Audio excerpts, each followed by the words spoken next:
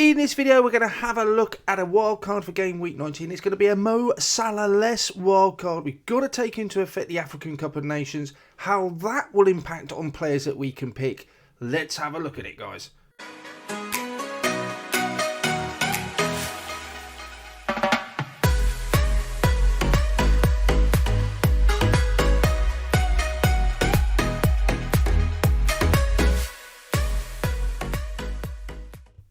On screen we have the fixtures for game week 19. These are the last available fixtures that the players going to the African Cup of Nations will be allowed to take part in. They will have to leave the Monday preceding the start of the tournament, which is basically will be the 27th. They will have to leave to then go and get with their countries.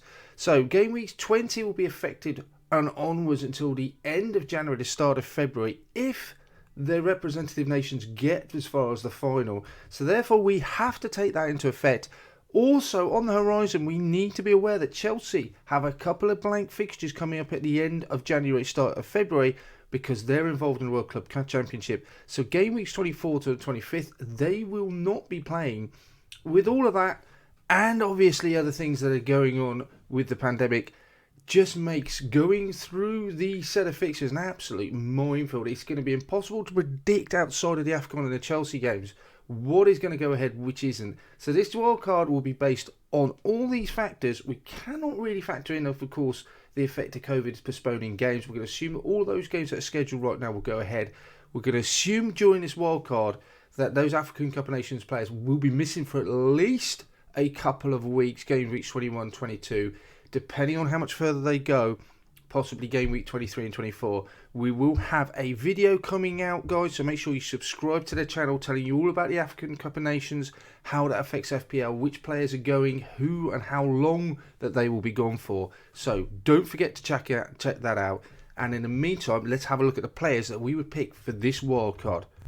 First of all, let's start off in goal then. Who have we got? We've got Foster in goal. He should be back at the start of January. I know he's only 4 million and injured currently. Because of that price, there's no one else that I think is going to be as cheap that will be playing for their club when they get back. So he comes into the side. Because in the meantime, I have Pickford. The most expensive I've paid for a goalkeeper up until now, 4.9. But look at those fixtures. They just stand out as looking great. He's always good for save bonus points as well. Burnley away, Newcastle, Brighton, Norwich. All teams that just are not renowned for scoring many goals. In fact, they've got Newcastle twice there. He looks just like an obvious choice when you look at the range of fixtures. 4.9, I don't mind paying that, but I don't want to pay more for my backup keeper than Foster. So Pickford gets the nod for the first time this season for me. Looking at the defence then, guys, first up on the catwalk is Matt Targett, 4.7. He is a good price. He's got 1 goal, 1 assist this season. Nothing spectacular, but as we'll see in a minute, those Aston Villa fixtures look really nice. Attacking potential, not huge at 0.19 expected at GI goal involvement. So I'm not wildly impressed with that, but he looks like a cheapest nailed-on option for that Villa defence, which I want to get involved with. One Chelsea defender is all I'm going to go for now. In the past, I've absolutely doubled up and had Rudiger. You might have had Alonso, Chilwell when he's fit. With those blank fixtures coming up in the future, also Chelsea just not keeping clean sheets at the moment. Reece James still has that attacking potential at 0.54. That's a brilliant XGI. 4 goals, 5 assists. He's still chipping in. I don't mind having a defender like him who can get goals and assists even if they're not keeping a clean sheet, which you still, and I would still expect to come in given time. But those fixtures don't look great for Chelsea, but Reece James nailed on. I just think he's an absolute must-have in my side. Then we have Cancelo for obvious reasons. His XGI is still pretty good for a fullback. Nailed in that Man City side. I think he's missed, 1 game this season through suspension. I think he missed minutes and another when he came off early. Other than that, he's absolutely in that side every time. Alongside that, another player that is a mainstay of that City defence, which is statistically the best in the division at the moment. He's got 1 goal, 1 assist. Again, it's not his spectacular potential that he comes in for, but just purely that he is a member of that Man City side that I think I can rely on to play every week and grab hold of those clean sheets. Trent, absolute obvious reasons. 8.2 nailed, 2 goals, 7 assists. Wow, 0.53. Brilliant returns. He just comes in. I'm not even having a conversation about that. He is an absolute non-negotiable. He must play in that defence. As we can see then, Matt Targett, he has a difficult game in game week 19 for Chelsea at home. After that, Leeds away, Brighton. Don't mind that. Even a Man U game at home, I could see Villa doing well in. 4.7, I don't mind putting him on the bench. He's fine for that. 4.7, he doesn't necessarily play every week, but certainly that Leeds and Brentford pair of fixtures there, I wouldn't mind playing, even away at Everton and Leeds. So he's certainly going to get some game time. Reece James has talked before, his fixtures don't look anything brilliant, but we know how good Chelsea are. We know how good Reece James is. I don't think he's fairly fixture proof. Would I drop him or play for those Liverpool Man City games? I think I'd decide that nearer time. Possibly. But looking at target, he has a good game away at Brentford that week. So possibly that would be one where I'll play him instead of James. Cancelo, those fixtures look good. We know Man City can go to Chelsea, get clean sheets. We know they can go anywhere and get clean sheets. They're so good defensively. Cancelo offers a threat whoever they play. So I think he just plays whoever they got. But having said that, look at those. They have some really nice fixtures as well. Same obviously as with Diaz. And Trent, Liverpool have really good fixtures. Leeds at home, Leicester away will be a tricky, followed by Chelsea. But then Brentford, Palace, Leicester, he plays in all of those. We know the attacking threat he's got. He's just an absolute must-have, non-negotiable. He starts. Moving into the midfield then, we have, first up is Phil Foden. 8 million, 4 goals, 4 assists. Really good XGI of 0.86 per 90 minutes. He's had that enforced break already through injury. So actually he's quite well rested. Pep loves him. He even has been known to play in a more advanced role. But even if he's playing across the midfield, whether it be wide, right or more central, he has the potency and expectation to get more goals and assists. So he comes in for me. Diogo Jota, with the absence of Mane and Salah going off to the African Cup of Nations, 9 goals, 1 assist. Look at that XGI of over 1. So every game he is expected to get at least a goal contribution. And 9/10 of those have been goals so far, which is extra points, especially for those midfielders. And he's playing up front. He's absolutely a non-negotiable must-have. Then we have Demar Gay up from playing in midfield for Everton. Plays out wide. 5 goals, 3 assists. Decent XGI. As we'll see in a minute, he has some really nice fixtures. With the arrival, hopefully, of DCL coming back soon, that should only increase his expected goal involvement.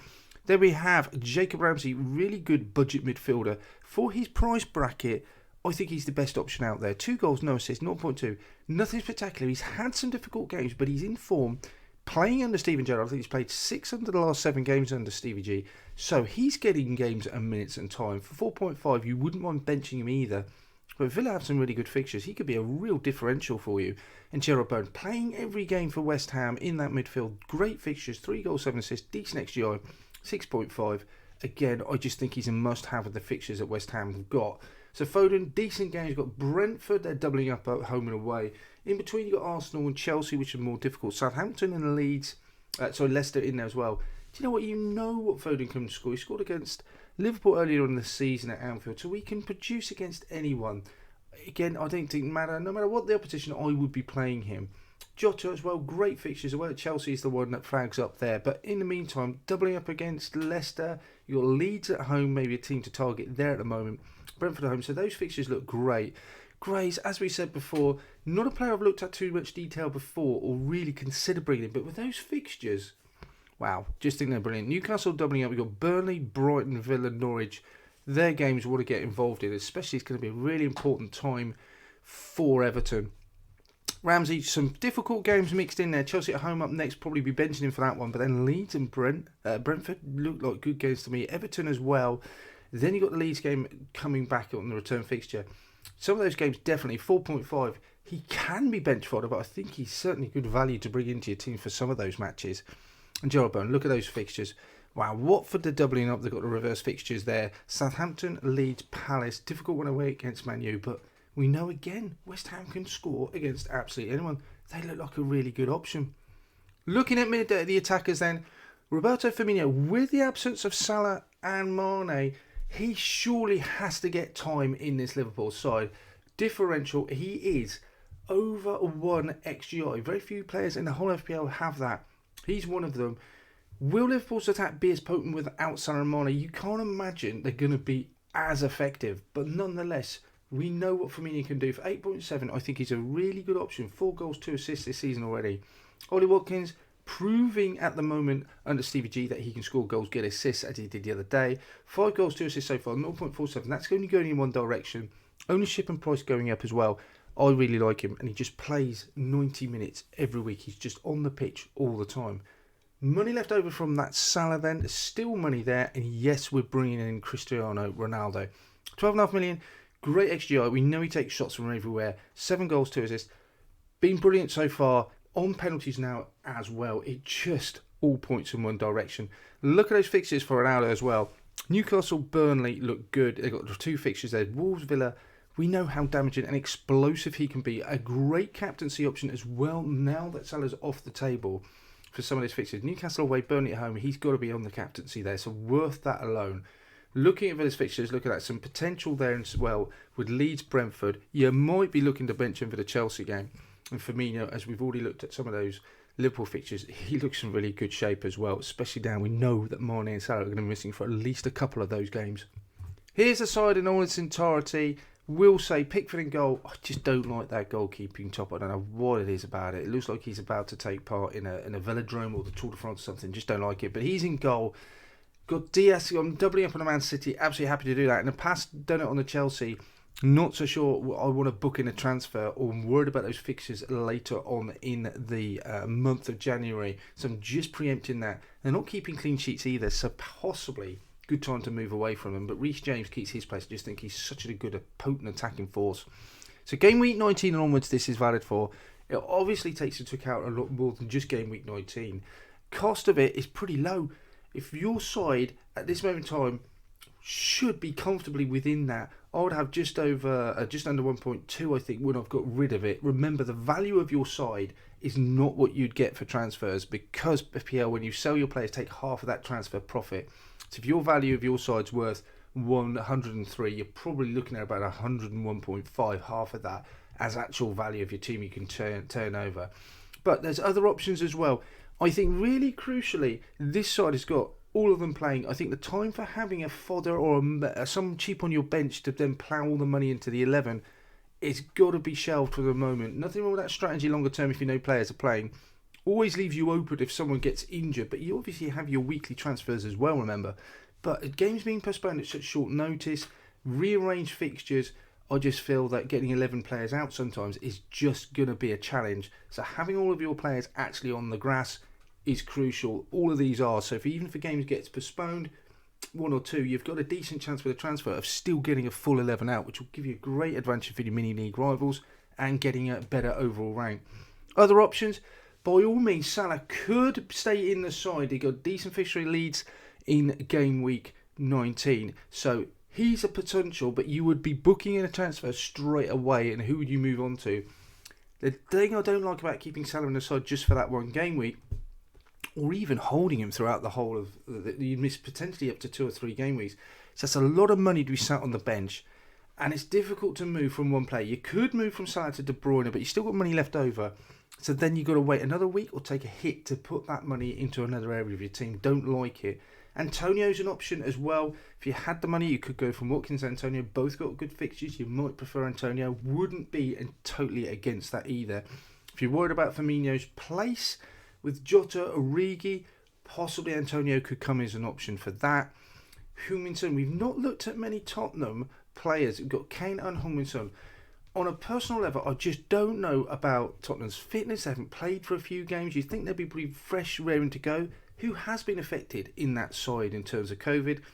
Also, I'm just unsure about the effect of Conte. I don't really know what sort of side they are at the moment. They have played a couple of games. Kane's not contributed in those. Son, definitely an option if you wanted to move straight from Salah to Son. But I'm just not sure who they are. I want more of an insight and a bit more experience of them playing, seeing what's going on there. Son looks like a player he'll score against anyone. Kane, just 12 million. It just seems a lot of money. We know how good he is, but he's just not performing. So it's a lot of money to invest in someone. Whereas you got Ronaldo for slightly more.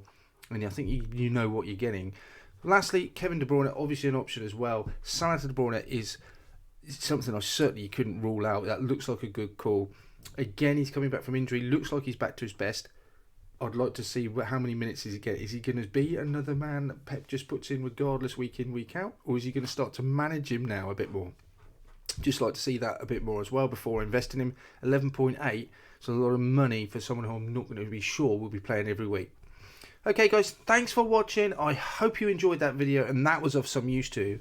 If so, hit that subscribe button. More content coming out, watch list, transfer tips, all that good stuff. Hit the bell so you get the latest details. There's one on the AFCON coming up as well. In the meantime, have a great Christmas if I don't speak to you or you watch videos before then. And good luck with everything you're doing, guys. Goodbye for now.